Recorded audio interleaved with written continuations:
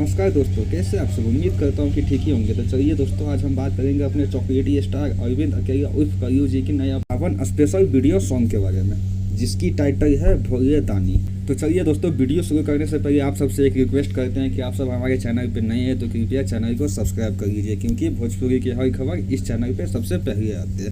तो दोस्तों, इस सॉन्ग की सिंगर की बात करें तो वो है अपने अरविंद अकेला उर्फ करियो। साथ में एक्टर की बात प्रज्ञा झा। तो इस सॉन्ग को अपने आशुतोष तिवारी ने लिखा है और म्यूजिक की बात करें तो वो है प्रियांशु सिंह का। और दोस्तों, साथ में इस सॉन्ग की रिलीज डेट की भी बात कर लेते हैं। तो दोस्तों, आप सबको ये बात हम बता दें कि ये सॉन्ग भोले दानी जुलाई सुबह 7 बजे सारेगामा हब भोजपुरी चैनल पे रिलीज कर दी जाएगी। तो दोस्तों, आप सब इस सॉन्ग की टीजर देख चुके हैं तो हमें कमेंट बॉक्स में ज़रूर बताएं, और वीडियो अच्छा लगा हो तो वीडियो को लाइक करें, कमेंट करें, और दोस्तों चैनल को सब्सक्राइब करना तो भूलिएगा मत। मिलते हैं किसी अन्य वीडियो में, तब तक के लिए हर हर महादेव।